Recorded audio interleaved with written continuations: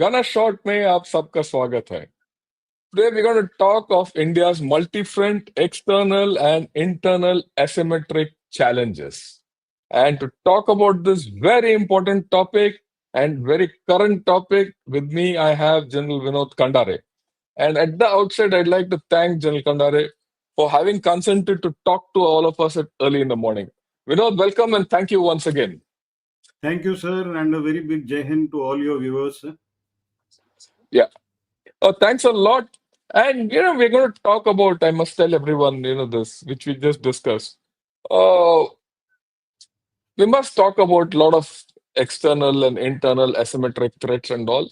But today, one of the biggest external asymmetric threat which we face and probably the rest of the world faces is Trump.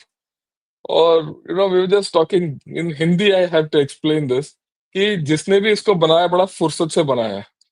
And And we're going to talk of him also because on a more serious note, he or his ideas, or for that matter, anyone with his kind of ideas and thinking, also form a asymmetric threat to India externally. The economic factor, the geopolitical factor, all rolled into one. So it's a huge thing which we cannot ignore, and that today probably is one threat which is as a man, a single entity is breaking up the entire world order and recreating not only the geopolitical order, also the financial order and the economic order. And he's also creating chaos in so many countries. So we need to discuss him also. But be that as it may, I leave it to General Khandare with his wisdom uh, to take us through what he feels are India's asymmetric and externally, internally, how we are threatened. And there's a whole range. And how false narratives are put out, I'm sure he'll talk of it. And how, we are sold at times um, pills which we shouldn't be thinking of or swallowing. With this, over to General Khandare.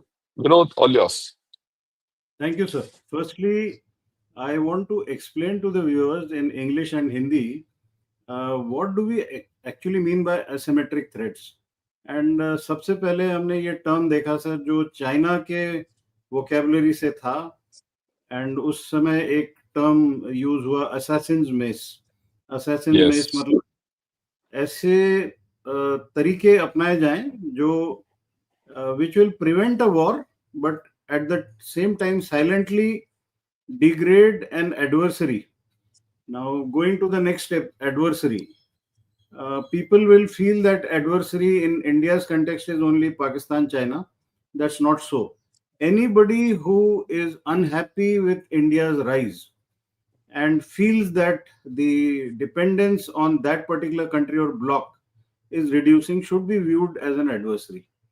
और जो आपने sir अभी शुरुआत की, आपने बोला कि Trump is looking like that angry old man, तो उसको he is feeling upset that he is not able to get into the Indian market, he is not able to sell F-35s, he is possibly using all other things as mere triggers or a reason to show his anger. Now that reflects his personality. And एक चीज आपने बड़ी अच्छी बोली sir कि with whatever he is doing और not doing automatically the geopolitical order is changing, whether he intended it to be or whether or his not. personality of whether it's a deficient personality, but ये हो रहा है. And maybe the silent spectators who are smiling are Russia and China, because उन्होंने ऐसा नहीं सोचा था कि इतनी जल्दी ये सारे चेंजेस होंगे. They definitely would not have thought how India will get antagonized with USA and the silent animosity that is developing. And jitna teji se now you see how foreign minister, his visit to China and his visit and his meetings with the top leadership after so many years. So I think ये asymmetric challenges अब सिर्फ जो हम पहले पढ़ते थे China की तरफ से, अभी हमें सबकी तरफ से उसको जनरलाइज करना पड़ेगा. एंड ट्रेड और economics is a major factor now. And So we've been talking about comprehensive national power and comprehensive national security. उसके अंदर ये सारी चीजें आती हैं short of war, but this is a different kind of a war. तो economic war हो गया. Now उसमें अगर realignment हो रहा है, and if Trump is upset because we are not playing up to his satisfaction in Quad, we are not figuring into his grand plan of being a country which can stand up to China. And to that, obviously, our policy has always been of strategic autonomy. जो हमारा national interest है वो तो हम करेंगे, उसमें किसी को कोई डाउट नहीं होना चाहिए. And again, now recently we are able to see that because he's threatening us with tariffs and he's pushing us to the wall, and then suddenly you find Russia also jumping in, and it is talking about the pipeline, which is oil pipeline, which is going through Russia, coming from Kazakhstan. So I think, sir, we are seeing interesting times where short of a conventional war, but everything seems to be well piled up because of one sole actor, that is Trump. Rest of the things we'll keep talking about, sir. But as of now, I think we've started is more on the economic war. Yeah, I think so. I think that's the prevalent mood. But in all fairness, asymmetric threats, when you talk of external or internal, if you really classify these external asymmetric threats, it could be economic in nature, it could be geopolitical in nature, it could be ideological in nature, it could be coming in societal in nature. And I think we need to, I mean, like you rightly pointed out, this is one aspect of it. There are so many other aspects. I think we need to understand it. Now, you need to have a balance between assessing the external and the internal what's happening, because at some stage, I'm sure you'll agree with me, and with your experience, with the wider experience you have, you'll agree with me that the external and the internal threat get connected through hidden agendas.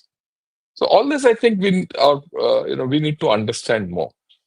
So I'd like you to highlight on these, please. Sir, I will start on that part which you said about the ideological part. This is an Yeah, interesting time now, sir. There is nothing in common on ideology between India, Russia, and China. There is absolutely zero commonality.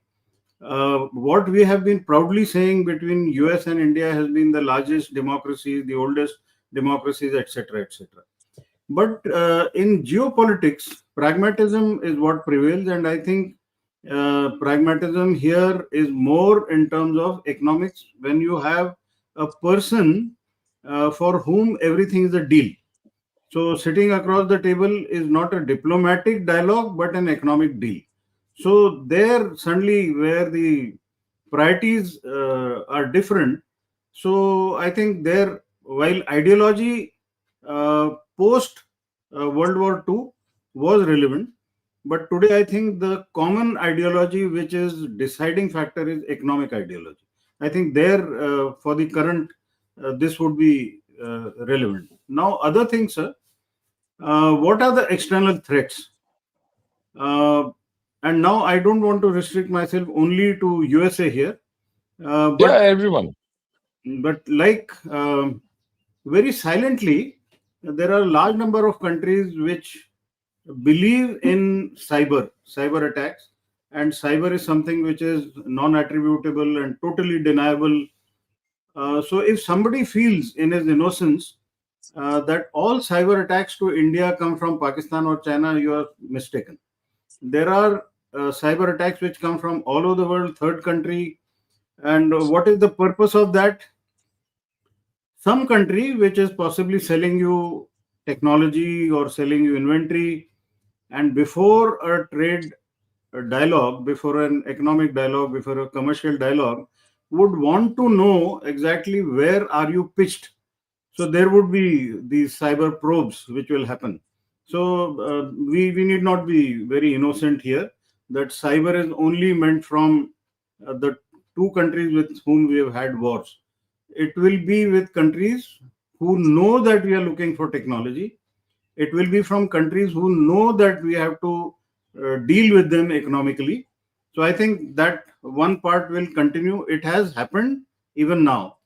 So, what are the cases that we can refer to? So, when power outages take place, so obviously there is someone who's testing you and who's also testing his own capability, whether that is capable of bringing down the national grid or a particular regional grid, or is able to paralyze a particular port or anything of the critical infrastructure. Now, critical infrastructure, we all know, while we in India have just looked at seven certain pillars and we've kept defense out of it, but critical infrastructure definitely is related to finance, it is related to our mobility, it is related to our energy sector. So many things are there, and most important, which we still have not put into the critical sector, is the information space. And because of that, so much of crowding of the information space with narratives, and narratives which are initiated, which are proliferated, then they become like that Chinese whisper, because what was sent and what finally reaches you. And people like us, who are the fastest fingers, we proliferate that without even analyzing what we are sending. So that is one more very big threat, especially in the cognitive domain, sir. So now another issue that we want to go beyond this is, again, short of conflict, is the kind of strategy which China has, the three warfare strategy. In that, the legal warfare, the first one, which is the cartographic aggression, directly and indirectly, that is by proxy also.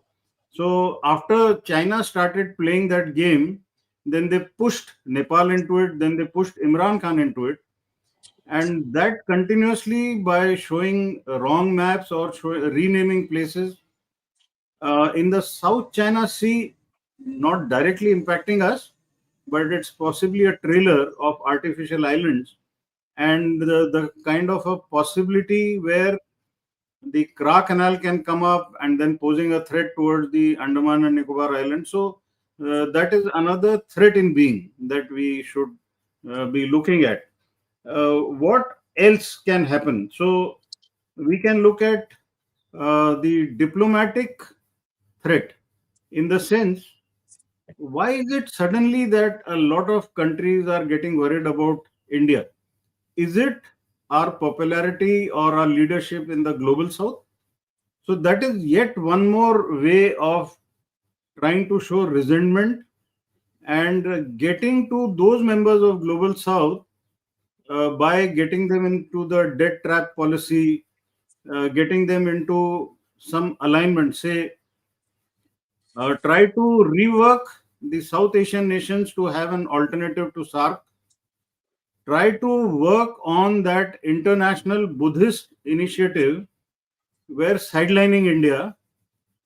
So these are ways of keeping India entangled into something and not letting it progress, whether it is its own economic prosperity or its global image. Now, putting India again under a lot of stress, the fault lines of India, the internal part which you mentioned, sir, I think our adversaries are extremely lucky. They don't have to do too much of research because our people advertise our fault lines. And that's where, whether it is USA, whether it is China, whether it is Pakistan, to an extent even UK, these countries get a ready-made recipe that these are India's fault lines, and all that you've got to do is nudge a few players here and there, fund a few of these segments, get the NGOs into place, get your Confucius institutes in the Tarai, get the madrasas in the Tarai, work on certain states which are sitting on a brink, work on communal lines, and then you see how you look at it, sir. Last couple of days in the parliament, what are we discussing? Only about whether Operation Sindoor was a success or not. So you have worked on political parties. You have, when I'm saying you, I'm talking of our adversaries. They worked on Yeah. political parties. They worked on media, and you have people talking about external narratives being pushed here to show that India is not telling the truth, or India is not capable of what it is saying. I think here we can take a small pause and then we'll go ahead, sir. Yeah, I think what you have said is very important, which I'd like to highlight, and maybe we'll need to discuss this more because it's easy to discuss about America, USA, and China and all that, but I think we need to discuss the internal things more. And we need to think of the ideological aspects of asymmetric warfare. Let me highlight. The first, I think, which naturally comes to everyone's mind is radicalized ideology, the Islamic variety, where people from Kerala go and fight for ISIS all over the countryside and Middle East and all that. And if there's a flow from here to that side, there's invariably it has started with the flow from there to here, where our own people get radicalized and we've had bomb blasts in places like Coimbatore and all these places. Go back in time and all over the country. Now that's a huge asymmetric threat. When you go back, one of the reasons why, after all, Op Parakram got stalled and didn't go to its logical conclusion was that the asymmetric threat played out in the hinterland, and that pulled us back. Okay. Then the next layer of asymmetric threat internally, ideological asymmetry, it comes from the Naxalite communist variety. You know, I mean, we often underplay the communist threat in India, but I am of the opinion that the communist ideology is very active. And this has been active in the Naxalite areas and, the whole Naxalite belt. If you go back right from the days of Naxalbari and Charu Majumdar and coming down, that red corridor which we speak of. Today, the red corridor might not be actively, but definitely it has got its political footprint and it's got this thing where they sell anti-Indian narratives. Then you have this religious asymmetry. When I say religious asymmetry, I'm looking at, look, a very funny thing. Today, Buddhism, everyone knows Buddhism was born in India. Everyone knows Buddhism is the center of India. But today you start seeing China claiming it. And China saying we are the center of Buddhism. And China, says they've gone to Nepal. Through Nepal, they got hold of that Kapilavastu area and they're building some monuments out there and saying, look, this is ours. So this is also asymmetric war because they've started claiming your culture. And or for that matter, you go to the Northeast, a lot of people talk of, a Christian state being, made there. I mean, it's something funny because Christianity entered Nagaland, Mizoram, and all those places long before all this happened. But a new narrative is coming, a new fear is coming that there's a state going to be coming up there. Then you have political ideologies. Why I say political ideologies? There are a lot of political parties in India, largely fringe political parties who have various agendas and they're driven by various external agendas. Right? After all, their funding and everything. You prima facie they look at they look as if they're in a normal democratic process, a healthy democratic process. But what they bring out is complete corruption of democracy. What they stand for is completely antithetical to our constitution. So there's a political ideology which is asymmetrically playing on our people and dividing our people. And I'll give you idea. Let me give you a view of this uh, with an example. And I'd like you to discuss these four issues. I'm sure with your experience you will be. Take the case of Sterlite Industries and the copper plant which was there in Tuticorin. Now that copper plant was one of the biggest copper plants in India, not only in India, in the world. And at that point of time, India was self-sufficient for copper. A lot of issues came out. Asymmetric warfare was carried out. Information warfare was carried out. It came out as if that had a lot of pollution. People were dying for cancer, this, that. And then the whole story, the way it unwound. I'm now talking 8 years down the line with hindsight. It as if at one layer the factory was at fault. At another layer, the local politics played up. At the third layer, the state politics played up. At the fourth layer, central politics played up. And all these were at loggerheads with each other, right? We didn't recognize it at that point of time. Had we recognized it, that wouldn't have closed because there were solutions to. I'm very firmly of the view that there were solutions to that factory.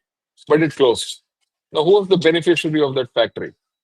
We became copper deficient, and we then started importing from whom? From China.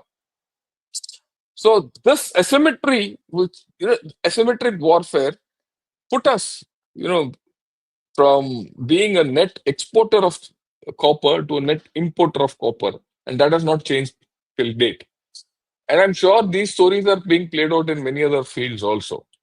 So I would like you to address this internal asymmetries which are playing out on a day-to-day basis, and this has got tremendous, impact on India's internal security and many more.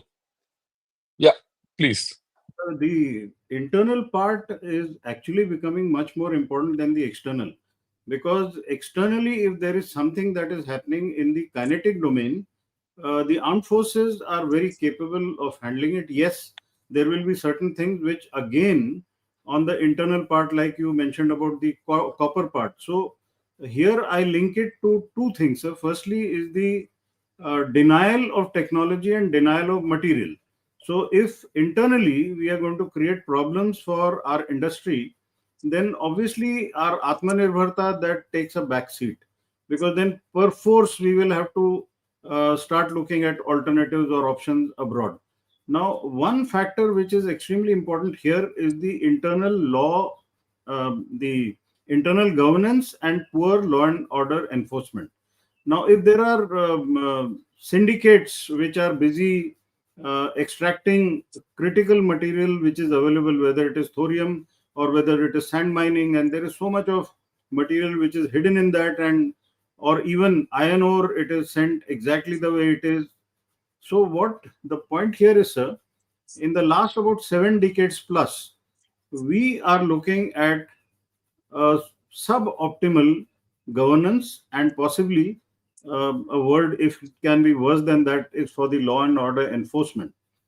And I possibly may have discussed with you elsewhere, sir, but my observation about the internal factor is that maybe there is a need to look at the constitution all over again. The reason, wherever you have these subjects or topics in concurrent list, you always land up in a problem between the center and the state, and especially the policies. So if there is a problem in policies, you don't have the people who are, whether they are IS or whether they are from the state administrative cadre, sticking out their neck and doing something which is there in national interest. So at the macro level, we are talking of national interest, but internally, the national interest doesn't seem to be on the priority list. So again, okay, sir, last 7 decades plus, 106 constitutional amendments, another four will not bring the heavens down on us. That's one part. The other part which people are extremely sensitive about is the constitution. So we have to realize constitution was also written by human beings like us. They wrote it in a point of time when they could visualize up to a point and not beyond that. They borrowed principles from other constitutions. I think time has come now for somebody to sit down, but that somebody has to be a pure nationalist. It cannot be a political body which only starts looking at it. Yes, constitutionally, it is the legislature which is supposed to do it, but nothing wrong in getting an expert body from all segments. Expertise, when we talk of multi-domain, this is the expertise that is required.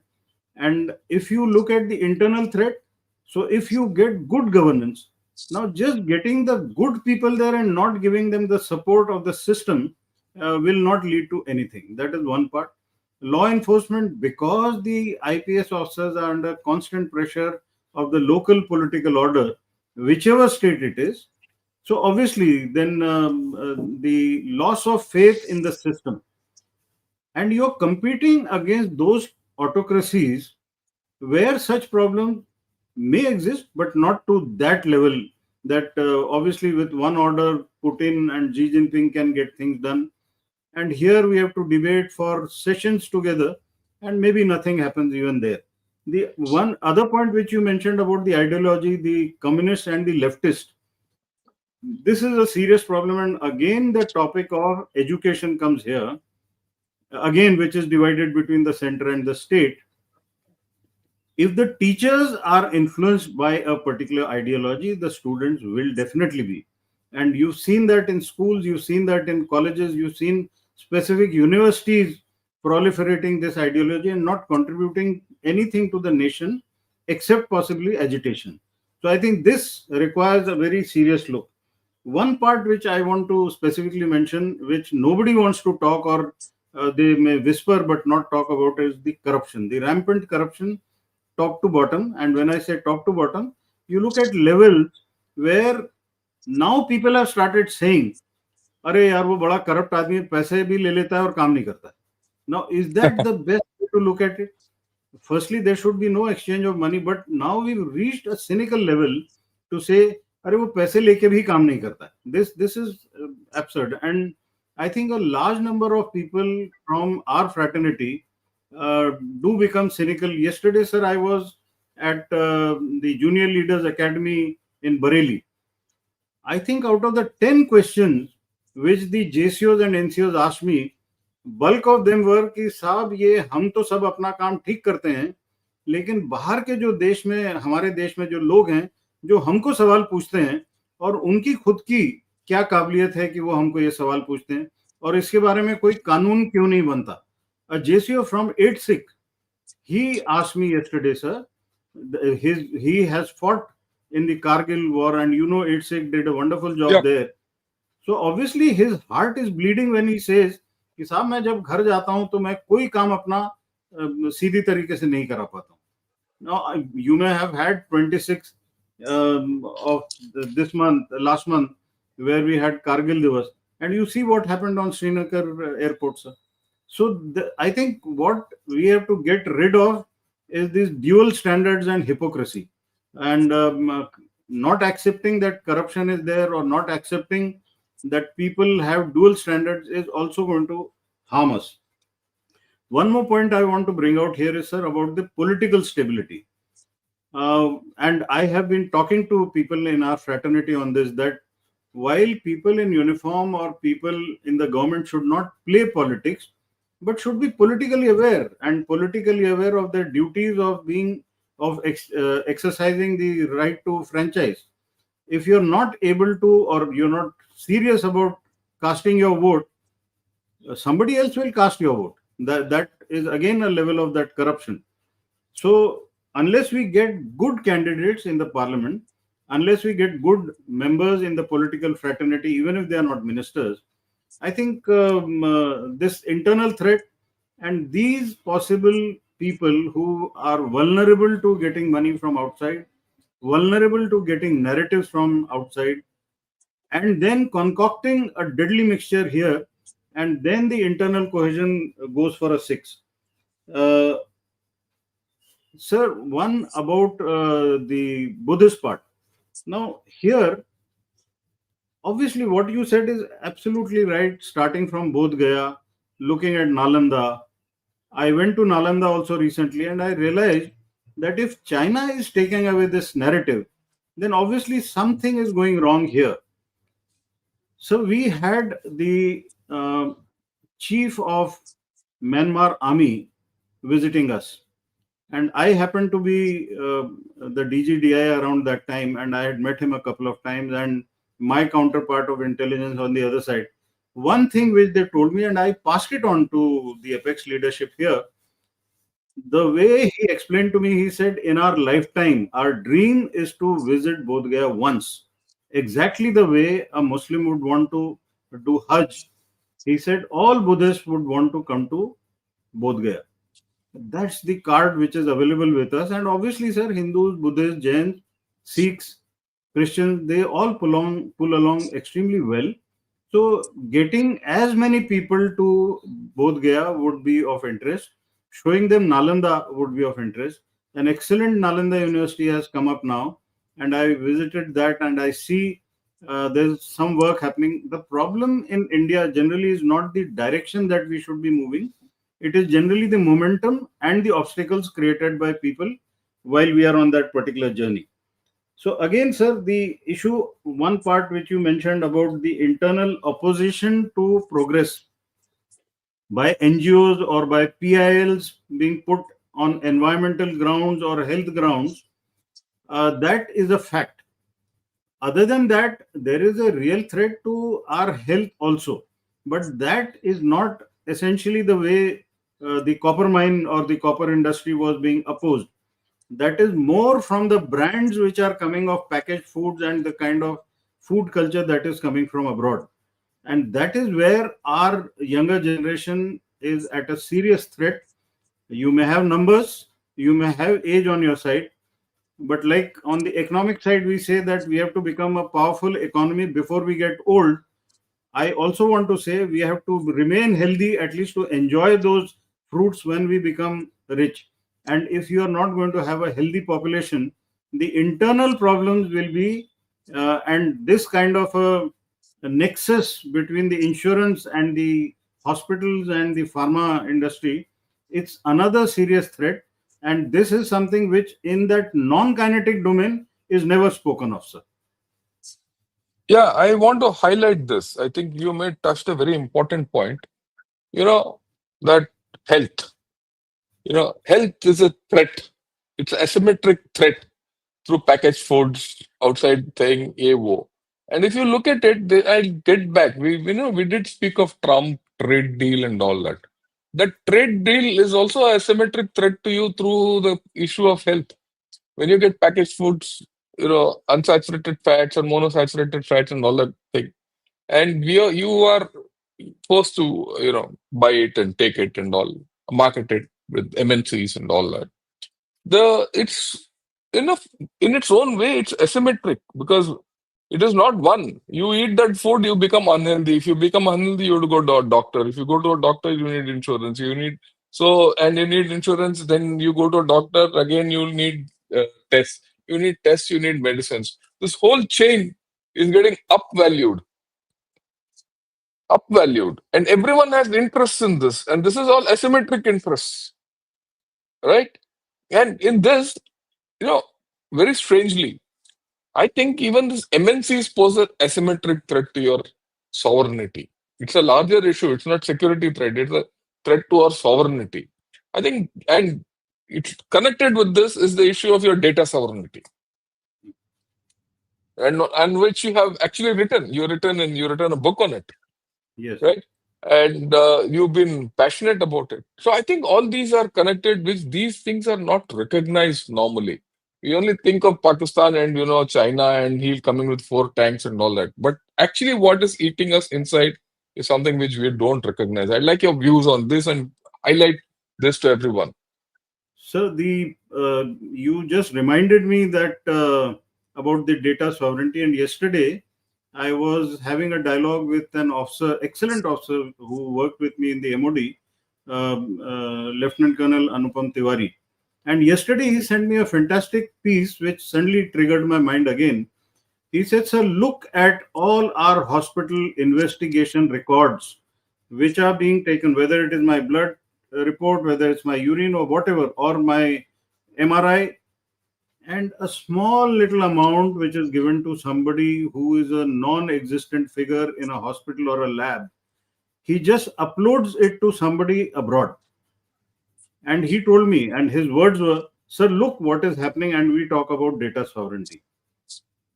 What does that mean, sir? That at a lower level, a small amount which is given, and this gentleman does not even understand what he's doing.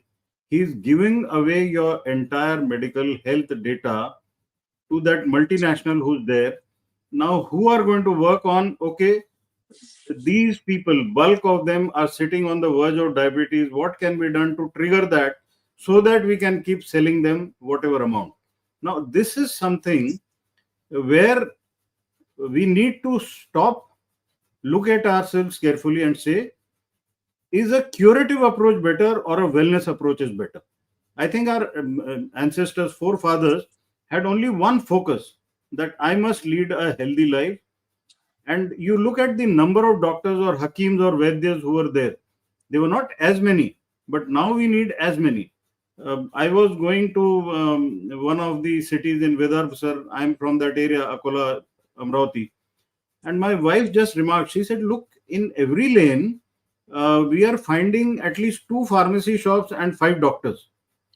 Mm. Is there a sign of wellness, or is there something wrong with us? Obviously, sir, you start looking at yourself and say, no, no, no, this is not right.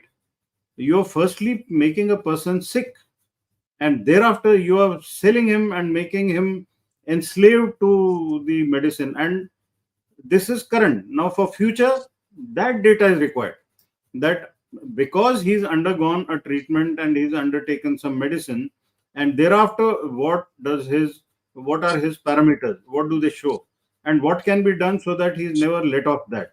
I think there the government was doing a lot of things about generic medicine and the kind of push for yoga and a push for healthy living.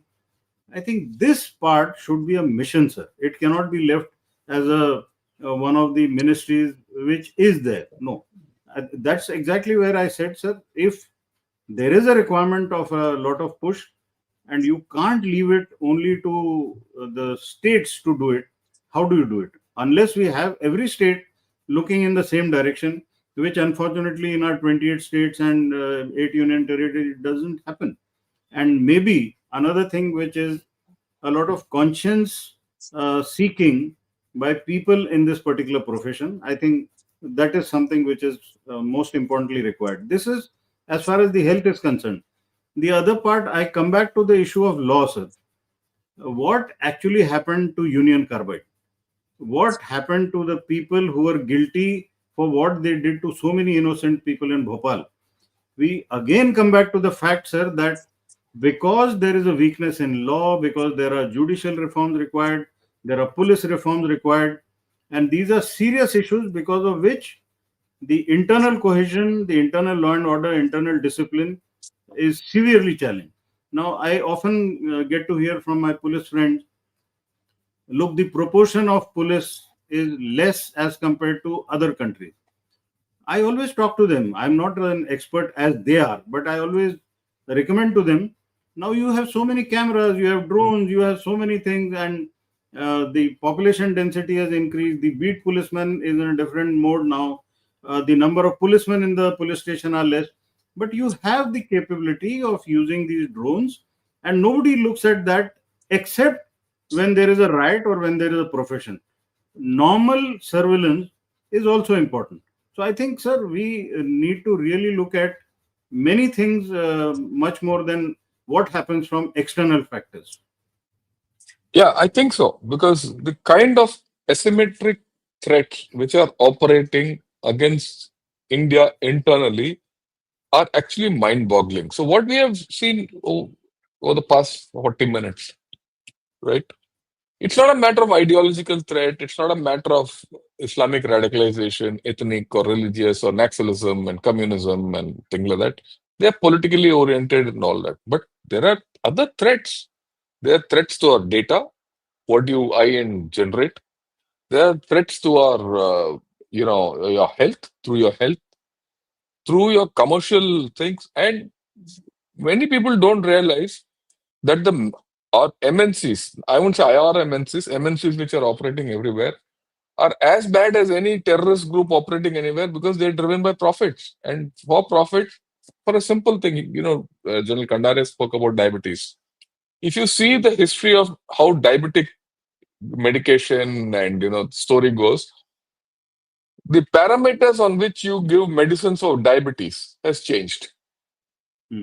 At some time, it is at a particular threshold, you start giving some medicine. At another threshold, you do, and then suddenly the threshold changes because certain medicine comes in. So that is also actually killing you. And these thresholds, which are applicable to India, are not applicable in USA for some funny reason. And what is applicable in USA is not applicable in China. And they are all profit and driven by other things. But at the end of the day, they affect your security. At the end of the day, they've penetrated your system. At the end of the day, they're ensuring that the money is siphoned out from here and your economy is hemorrhaging. I've just given this, but equally there are so many other things which are happening. It's just not a matter of medicine. I've taken medicine only because General Khandare said that, right? And then law. Law, I think, is something which we need to relook at the whole thing along with our constitution. because as progress takes place, old laws might be good, but they're not enforceable. How do you enforce them? Do you create new structures to enforce small laws, right? Day-to-day laws. Is there any citizen empowerment which is required to, im implement all the laws or ensure, or police? So I think we need to start thinking of new things.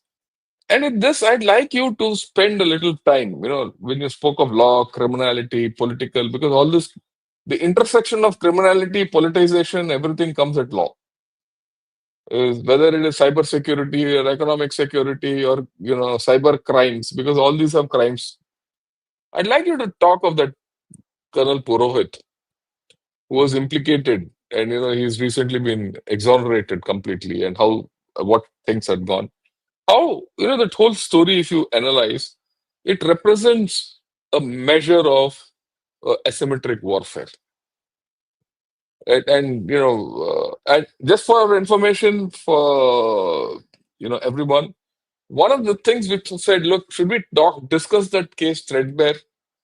And we said, okay, we'll not discuss that case threadbare because that has got its own layers. But we will discuss it as part of this asymmetric warfare, which is being carried out, and how law is being subverted by agendas to ensure that things don't go well in India. So I'd like you, and you are fully aware of that. I'd like you to talk of it. Sir, I will definitely talk about this because I know all the details of that, and Yeah, I've seen the suffering of that particular officer and family, where his entire career has been ruined because of 17 years that he's been under a kind of a question mark. And I think I must bring to notice the good role played by General Rawat, late General Rawat, and because of which he at least came out of the jail in 2017. Otherwise, till then, there was no evidence, there was no charge, and things were just happening in the normal way. And since then, he's been so deeply involved in fighting his own court case. He was paying the lawyer and all that. So, what the point here is, how did it start? You want to have a political vendetta, you can do it, but don't do it to a level where you subvert the entire system and you put an organization and institution under a question mark. We've seen bungled up cases even in Samba spy case, sir. You know what yeah, happened there also. Now you know what happened in Colonel Purohit's case also. The judge has done his job meticulously. He's heard everyone. He's given everyone a chance. If the police has not been able to catch the actual perpetrators of whichever last case that they are talking of, I think there they should be held accountable, but not make scapegoats out of these. Even in Europe, sir, when we hear of the Dreyfus case, so we just read it and that's it. But Dreyfus case should be teaching us something. Now, India's Dreyfus case seems to be this one, where a person is tortured by police people from the ATS. Obviously this is something not done. You don't, and obviously when such things come to light, you have more and more police military clashing, you have citizens clashing with the military. These are bad cases, and I think it needs to be set right. And again, going a step further here, sir, and coming back to that police reform case, you all are aware of a very reputed, very senior police DGP, Prakash Singh, who's retired for, yeah, I think, nearly more than 25 years now. He went to the Supreme Court with a PIL to seek police reform. Sir, we all clamor for military reforms. What happens to the internal reforms, whether they are judicial reforms or these reforms? And, okay, Purohit has been acquitted. What next? Who's going to hold these people uh, uh, and try to find out who pushed them to push this narrative and why were they trying to break the people? And out of them there were a number of military officers, majors and captains and colonels, and this bogey about the explosive that he had managed from Kashmir, what has come out very clearly that it was planted by the police in his residence. yeah. Now what happens next, sir? Are they going to be charged? Why not?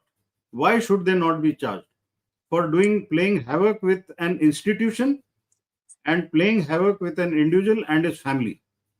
And now today, sir, if there are celebration, this is the citizen celebration. What should happen is the state should celebrate that a wrong has been set right, but that doesn't seem to be happening. So this about Colonel Purohit's case, there are other cases also. Now there is a case which is happening where Punjab police manhandled a An colonel, a officer, serving colonel and his yeah, son. Colonel Bath. Yeah. Now Supreme Court comes in and tells the police that this is wrong. Is that how it should be, sir? Is it not the police hierarchy also which should say, no, no, this is not done? He's not a criminal. And even if he's a criminal, there is a way of doing it. You can't be doing it in public because you are in a celebratory mode for an encounter or whatever you think that is happening. So I feel, sir, that all these things require a very serious look. Otherwise, there could possibly be a day when there will be a severe clash, and because you can see the rage amongst the serving people that this is not acceptable to us at all. And one point before I close, sir, is about we are at the cusp, at a stage where all our data is being utilized by others, and we are looking at AI. If our data is not with the integrity that it should be having, and our data is not complete, I think AI predictions will go wrong in whichever ministry or whichever domain. So when we look at multi-domain solution, whether it is health, whether it is law and order, whether it is environment, whether it is the vigilance cases, if our data is incomplete, if our data is inaccurate, as has been proved in Purohit's case, then obviously the AI will go wrong. So we are going to look at, or we have to look at the data integrity first and the data completeness first. Otherwise, your going on AI mission has no meaning. Yeah, I think, after this discussion, I'd like to highlight to everyone what comes out is that, you know, the whole lot of asymmetric threats internally which India has to deal with. India can deal with external asymmetric threats pretty, we have a structured way of dealing with it. And we have agencies who can deal with it. At times we might succeed, at times we might not succeed, but we have a response pattern. You have a pattern which recognizes these external threats and will handle it, right? But the problem today for India is the internal threat, the internal asymmetric threat. And this internal asymmetric threat comes in various forms. That is the problem. And in a country like ours, which is completely democratic, and with the kind of democracy we have, where, and of course, the kind of socio-cultural landscape which we have, where, language and, dialect changes every 20 kilometers, and probably every 50 kilometers, ethnicity also changes. The fractures in the fault lines are huge. The aspirations also are different. So and the way our diverse political system is there, like what General Khandare was saying, there can never be a complete unitary consensus between the states and the center and the districts and, religious ethnicities in this country. And these fault lines today are being exploited by external sources, aided and abetted by some of our internal sources who have been subverted, right? And that is, to me, the biggest danger. But then I have hope. Democracy has a capability of, restituting itself and canceling many of these things. It's not as if all hope is lost and that nothing is happening. The whole idea of putting all this together is democracy has huge pitfalls. It is susceptible to asymmetric warfare from many multiple angles. But democracy is the only solution for that also, right? But this democracy has to be responsible democracy, and that responsibility has to come from citizens, right? And unless that happens, things are not going to move ahead.